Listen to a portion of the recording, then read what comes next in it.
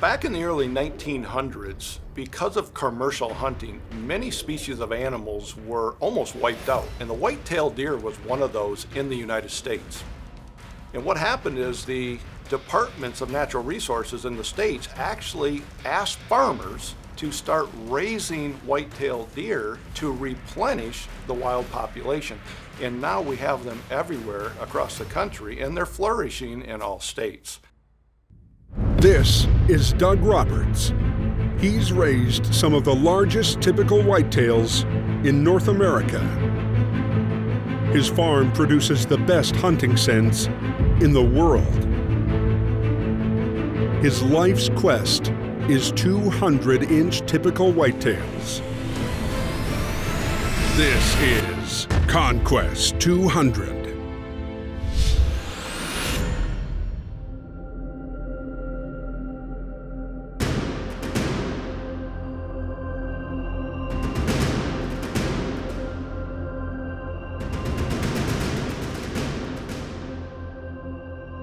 Dear Heavenly Father, we come to you again this morning, thanking you for another day and another opportunity to do your work. We ask that you be with us as we're on this farm today. Be with all of our workers and staff members, that we may be a blessing unto each person that we run into. Please keep us safe from harm and danger as we go through the farm, and be with the animals. We ask this in Jesus' name. Amen. Deer farming is a way of life for native Michigan deer farmer Doug Roberts. With over 24 years of raising whitetails, Doug has a unique knowledge on the daily life and routine of a whitetail. His deer farm ranks as one of the oldest typical genetic lines ever recorded, something Doug says is a result of pure passion, hard work, and the love for farming whitetails. When I first bought my first group of deer, I bought 7 deer, 1 buck and 6 does, and I thought, you know, I'll just raise a few of them and kind of hopefully sell the fawns off to other people that were raising deer. And as I got into it, that first year, I had dogs kill 4 of my deer. And I really, at that point, I really just was so emotionally hurt that I thought, you know, this isn't for me, I'm gonna get out of it. And that weekend, I had a guy call me and say, you know, I need to get out of the deer business. I got like 30 deer I want to sell. I'll give you a great deal. And so the very next weekend, I went from, you know, 7 deer down to 3 deer, up to 34 deer. And that's really what started it. And then I realized that there was the ability to buy and sell different genetics throughout the state and across the country. And you could actually make a living buying and selling deer from September through March.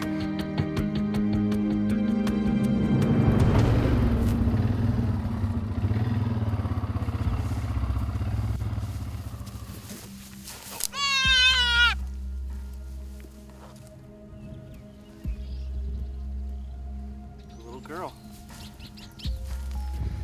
Congratulations, you got a Who's Your Daughter? Who's your daughter? Son of a gun, who's your daughter? The only thing we're nervous is we looked at the fence. Yeah, when you break it down to one animal, like one doe, you know, that doe is going to start to produce genetic offspring. So it's going to produce sons and daughters that will replace it.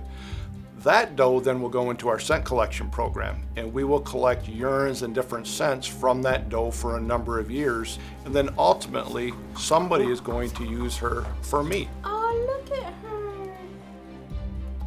She's huge. Is she really? Yeah, huge. You ever found another one? After living a happy and healthy life of producing scents and genetic offspring, that animal will eventually enter into the final process, which is venison, a resource that drives millions to the woods each year and is an item that gets a lot of attention on the ConQuest Scents website. Meat sticks.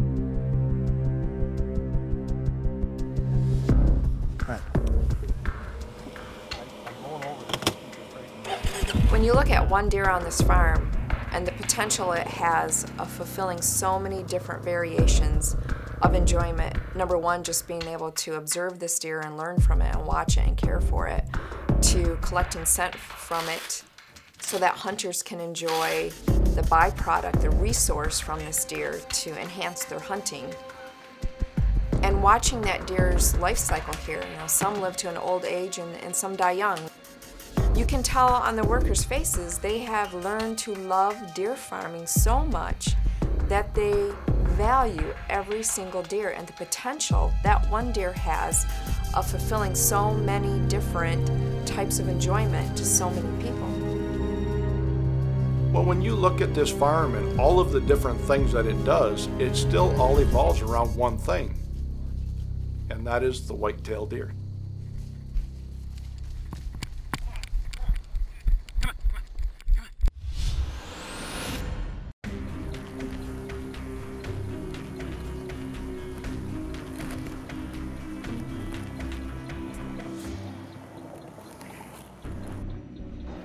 My main goal with Talon and Nate are to make sure that all of the deer are cared for.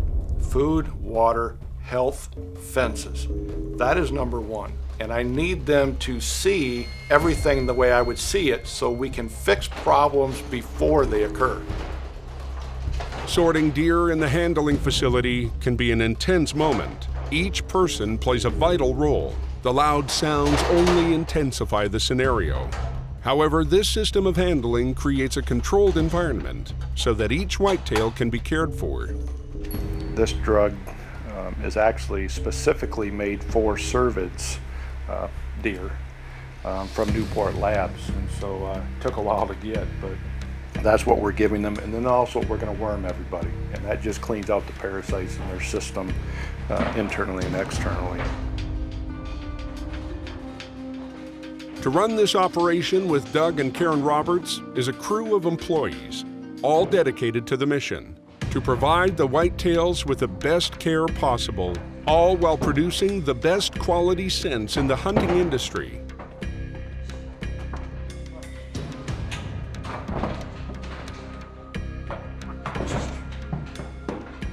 Well, when we first got into it, I was about 5 years old. And then it just progressed and we got more deer and more deer and more deer, and it just turned into a hobby, and ever since then it's been my life.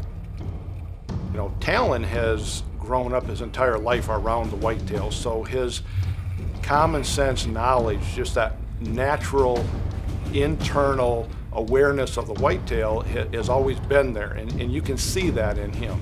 Nate, which was a student of mine years ago, is now learning that, and he's learned a lot of that over the last 2-3 years.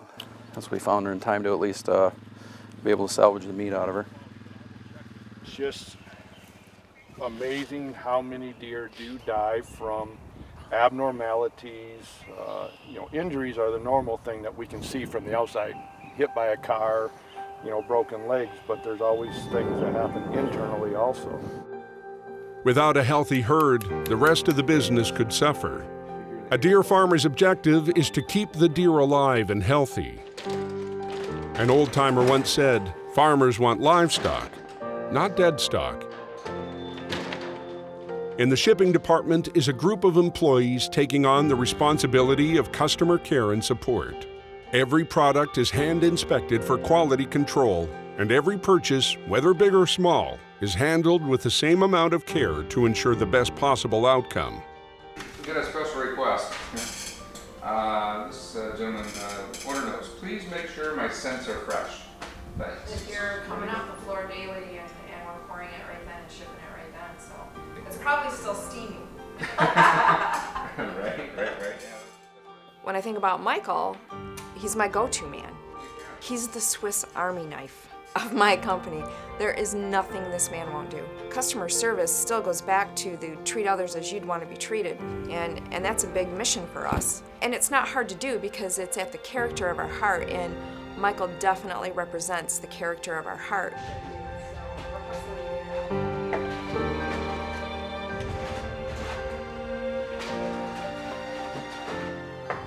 You can't be here and not appreciate the animals and not be at one with the nature outside. Even if we're indoors many hours of the day, you look out the window and you can see Die Hard. It starts with the deer, it ends with the products we make from our whitetail outside, and then when it ends up in the hands of the hunter, when he's out there trying to go ahead and get the harvest of a lifetime. we don't always have a cameraman here on the farm, and so we've had to find somebody, and that somebody's Michael, that has had to learn how to handle a camera and film what we need filmed and show people what we really do on a daily basis. So whenever we need to capture something off the cuff, I grab the camera, and we film it. You know, Michael not only grabs a camera, but we have GoPros set up everywhere and we have them on machines. So Michael's the one that sets all of those up and gets those different angles and then takes all of that information and downloads it into the computer so we can get it to the producer. You can go if you want to. How long will those GoPros last? 2 hours. Michael, you're gonna want to be with him there. At any moment's notice, he has to stop what he's doing in the office or in the packaging room, grab a camera and run and keep up with the guys. And it's usually a tense moment. It's not usually happy. It's not frolicking through the forest with the deer and the guys. It's keeping up with them, capturing this on film. But it's like, I didn't hire him to run a camera, yet he's willing to do it. He's willing to try. He's willing to be critiqued. And he does it with a smile on his face. I used to think this was fun. Now right now it just feels like hurt.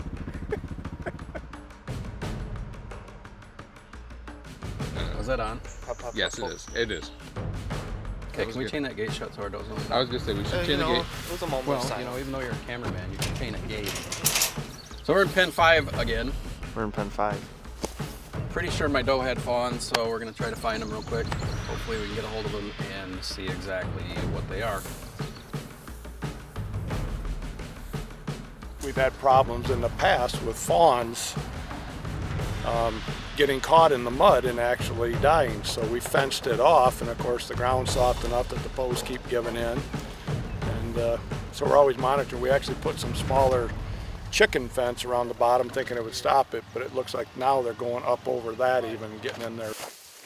When I started working here originally, I just absolutely love this industry. I love being around the animals every day, and I love everything that it's offered me. It's an opportunity to be outside every day, being around animals that I love, learning from them, watching them, learning how they interact with each other, and kind of being able to figure out the pecking order in each individual pen has been very rewarding for me. Got one.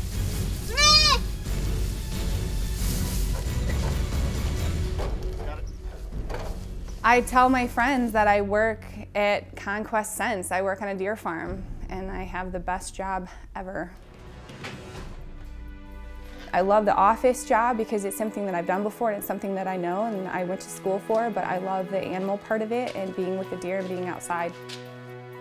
Kind of hard sometimes to find a job where your bosses care about you and they care about the business.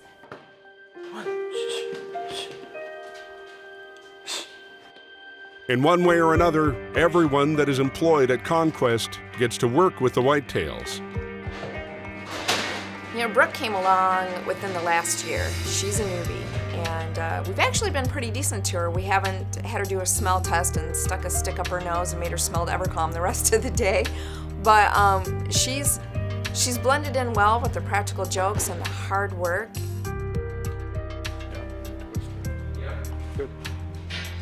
Everybody here wears so many hats, so if you come in here and you can't wear multiple hats, you're not gonna work out here.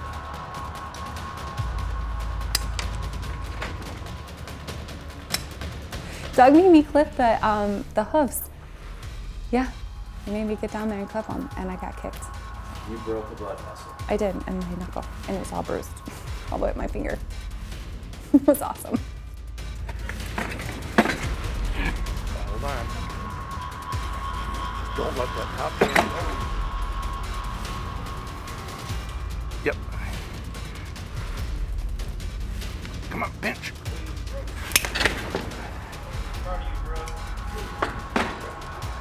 You know, it's funny when you hire people to work in the office and packaging and all that, and then they get introduced to the outside of the farm and they adapt to it. You know, kind of tease them now. It's like, you're a deer farmer now.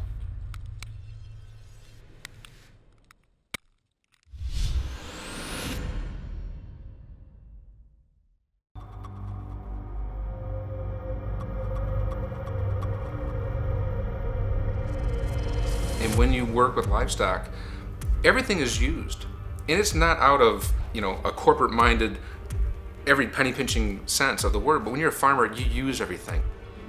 So the deer, they produce scent, they produce meat. We have a genetics program. We have shed antlers. It's just old world values, and it's awesome to be able to apply that in 2015. If a consumer wants a product and they don't place the order specifically online, they can call. Michael will normally answer the phone, or I will if I'm in my office. We take the order and it comes directly to me, and I process it. I get it packaged and I get it shipped out in a timely manner. It's always normally same day.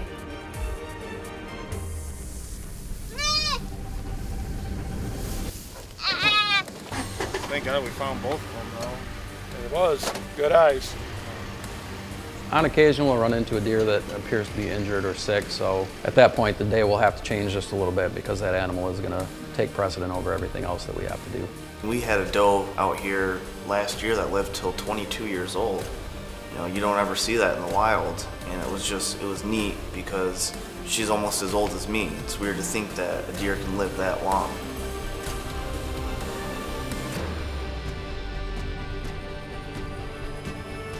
I'm amazed by them every day of how they act and how they handle themselves and what they look like. I don't think it's something I'll ever get tired of. I don't ever see myself not farming whitetail deer. Deer farming, it's in my blood. If you actually took the hours a deer farmer puts into every day, it's not even minimum wage. You have to love what you do. It still starts with a whitetail and it ends with a whitetail. The care and the growth, the success of their lives is what creates a successful farm. Okay, thanks for taking the time to call, and we'll get that out to you tomorrow, and happy hunting. While whitetail deer farming as a commercial venture has a relatively short history, records of whitetail deer farming have been found in the United States dating back to the turn of the century. At that time, whitetail deer populations were dangerously low due to mass habitat devastation and widespread hunting. In an effort to replenish the whitetail population, wildlife managers and interested farmers and ranchers began to restore whitetail deer habitats and implement population management programs.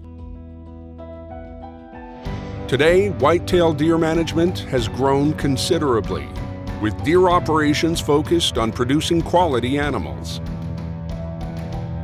Deer farming has continued and has got more technology involved with it. It's got more agricultural involved with it. It's true farming of an animal.